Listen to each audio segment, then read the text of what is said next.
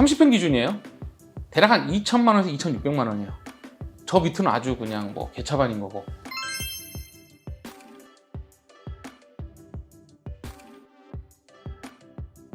봄이 되면서 딱 줄어드니까 공간이 생기는 거죠. 그러니까 얘네들이 반복되면서 이게 딱 치마가 되는 거거든요.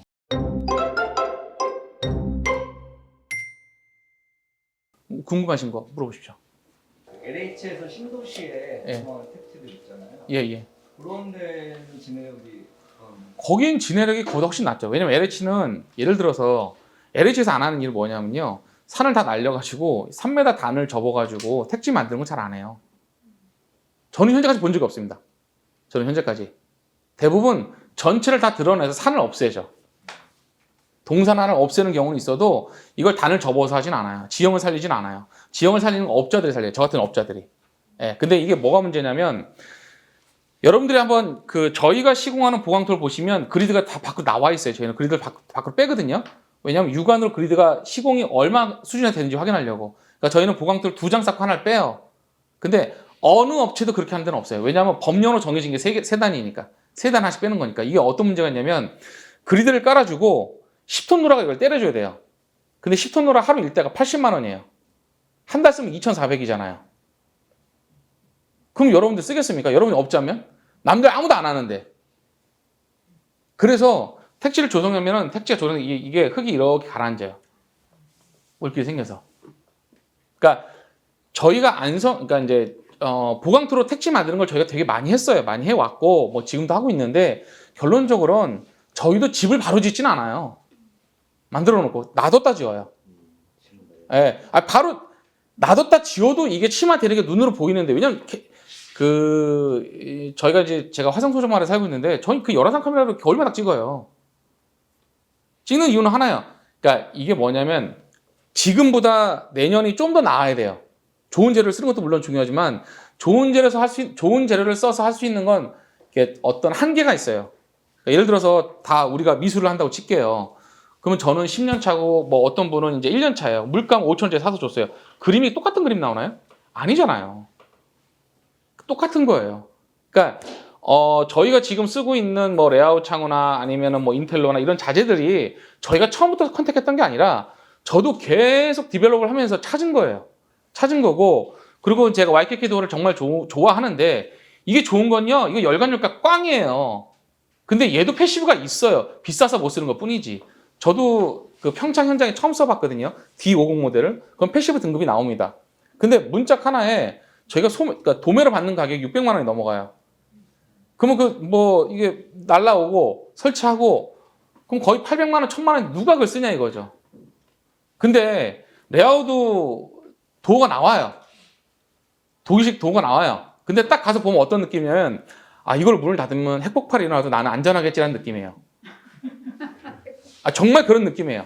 근데 그거를 좋아하면 좋을 수 있죠. 근데 개인적으로 독일은 참 재미가 없는 나라입니다.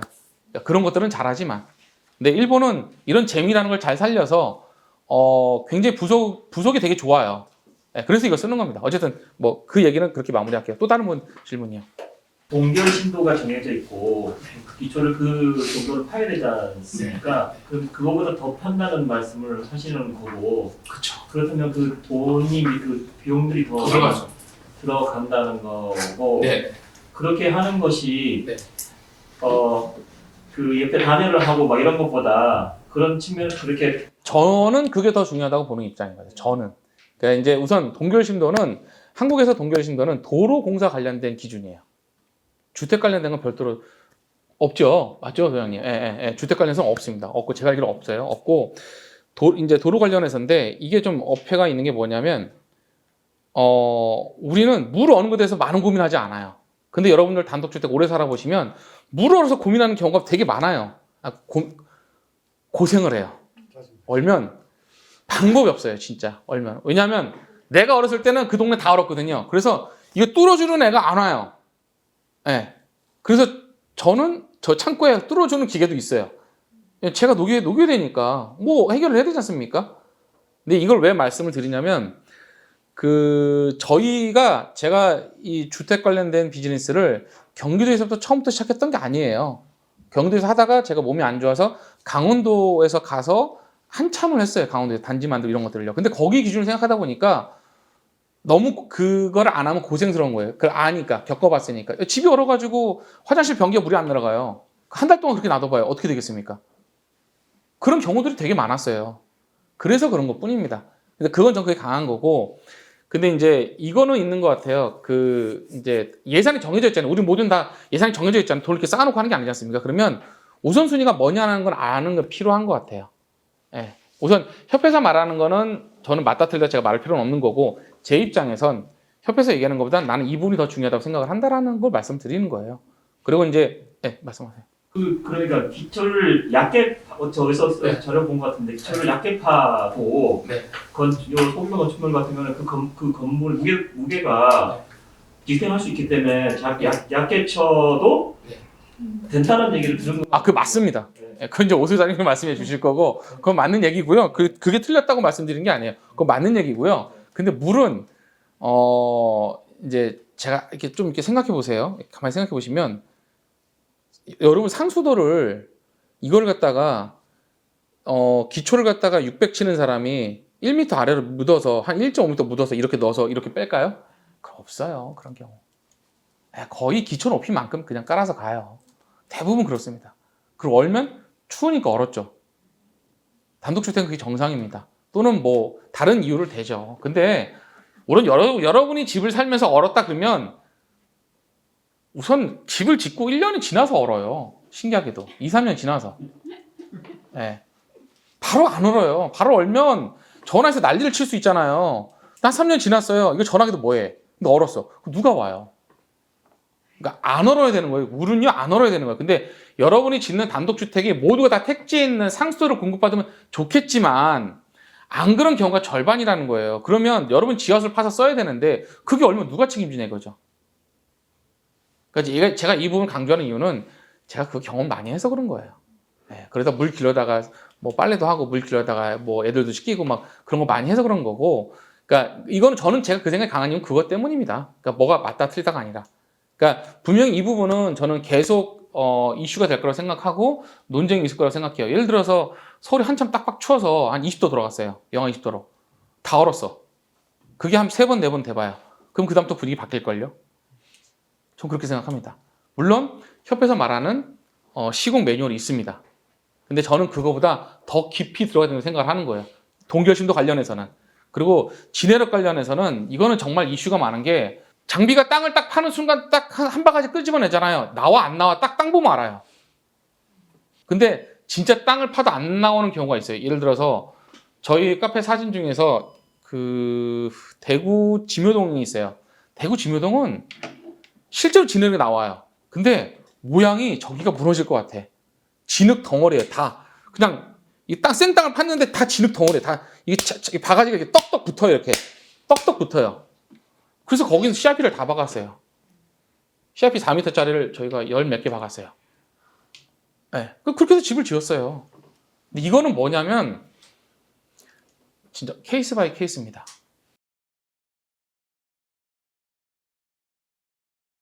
목 구조 같은 경우에는 이렇게 철근 콘크리트로 기초를 타설하고 그 위에 목재를 이렇게 세우게 되는데요.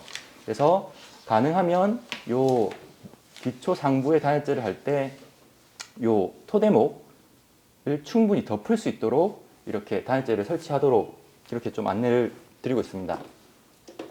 그리고 목 구조 같은 경우에는 바닥의 주 단열 라인을 저희는 기초 상부로 보고 있어요. 그래서 이렇게 기초 상부에 주 단열을 다 올려가지고 벽체에 있는 인슐레이션과 바닥에 있는 인슐레이션이 끊기지 않고 그냥 이렇게 연결될 수 있도록, 그래서 열교가 생기지 않도록 그렇게 안내를 하고 있고요. 그래서 이렇게 하면서도 이제는 그냥 건물에 대한 단열이 아니라 이 바닥이나 이런 주변은, 기초 주변은 이 밑에 있는 이 부분이 얼어서 생기는 문제를 해결하기 위해서 측면 단열재와 여기에 수평 단열재를 보강을 하는 거예요. 그러면 얘네들은 이 건물에 대한 단열은 이 바닥에 있는 이 단열이 다 커버를 해주는 거고, 이 측면과 수평에 있는 단열재는 이 지중해 있는 열과 이런 집에서 새 나온 열로 이게 0도씨 이상으로만 유지될 수 있도록 그렇게 컨디션을 만들어주는 역할이라고 보시면 됩니다. 그래서 협회에서는 지금 토지주택에서는 이렇게 그런 것들을 기반으로 해가지고 이렇게 표준주택 디테일을 풀고 있고요. 그래서 여기에다 흙을 쌓아가지고 만드는 것들은 후속 조치가 제대로 될 수 없기 때문에 그냥 여기에 이제 토목용 EPS를 달고 그 다음에 배관 같은 것들을 이제 이런 데다가 넣어가지고 일체 타설, 그러니까 장비가 2번 오지 않으면서도 하루에 처리할 수 있도록 그런 것들을 경제성을 고려해가지고 이런 식으로 만든 겁니다. 그래서 여기 보시면 100mm 잡석을 하고 그 다음에 0.1T PE 필름을 깔아가지고 버림 콘크리트를 타설했을 때 그 버림 콘크리트가 그 잡석 사이사이로 들어가면서 이렇게 다 메꿔지지 않도록 해주는 분리층 역할을 해주는 거예요. 왜냐하면 설명드린 것처럼 물이 그 밑에서 얼더라도 잡석 사이에서 이제 팽창하면서 그걸 해결해 줄 수 있어야 되는데 콘크리트를 타설하면서 잡석을 다 공간을 메꿔버리면 우리가 원래 의도했던 것들을 구현해낼 수 없겠죠. 그러니까 잡석 위에다가 PE필름을 깔고 버림 콘크리트를 치고 그 다음에 다시 한번 이제 PE필름을 깔고 이거는 두 번째 이 PE필름은 약간의 방습 기능을 조금 더 높이기 위해서 깔고 그 다음에 비드법 1종 2호 단열재를 되메우기용으로 지금 보시는 것처럼 이 아래쪽에 이렇게 깝니다.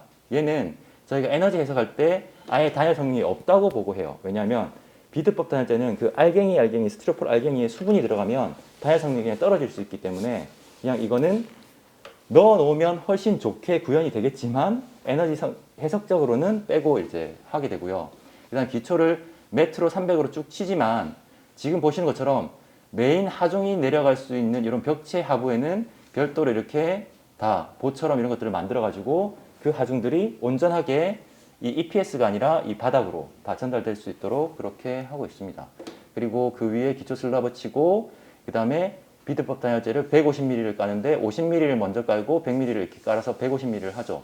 근데 그렇게 하는 이유가 이제 이걸 타설하고 나면 그 CD관이든 뭐 이렇게 상수관이든 이런 것들이 배관들이 막 이렇게 지나가게 돼요. 그러다 보니까 막 깔아놓으면 그것 때문에 이게 단열재들이 꿀렁꿀렁하게 되더라고요. 그래서 50mm를 깔면서 그 부분은 따내든 해가지고 따낸 다음에 우레탄 폼을 채우고 그 위에 다시 100mm 올리게 되면 그나마 배관의 어떤 공간들을 확보하면서 그 위에 단열재가 덮어질 수 있도록 그렇게 구성을 하고 있고 그 다음에 이제 다시 PE필름을 깔고 이제 몰탈을 방통 몰탈 타설했을 때 그 몰탈들이 단열재 사이로 들어가면서 열교라든지 이런 것도 생기지 않도록 해주고 그 다음에 방통 몰탈 깔고 강마로 해서 이제 기초를 구성을 마무리하는 거죠.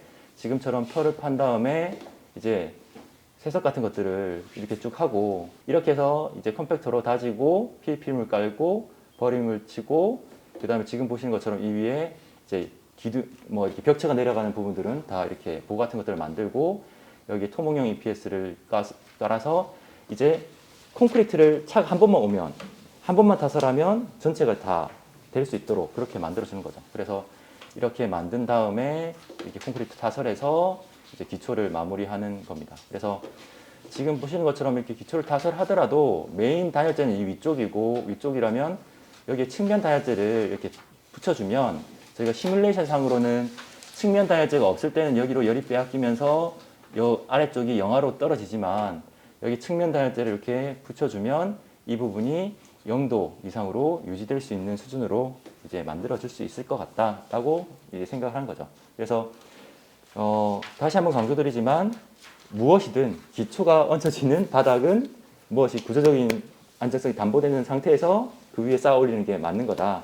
하지만 이제 그렇게 됐다고 전제했을 때는 이제 협회에서 표준주택은 어떻게든 좀 더 경제적으로 그런 것들을 문제를 해결하면서 할 수 있는 방법들을 좀 고민했던 하나의 결과물이다. 이런 사례가 있다 정도만 알아두시면 좋을 것 같습니다.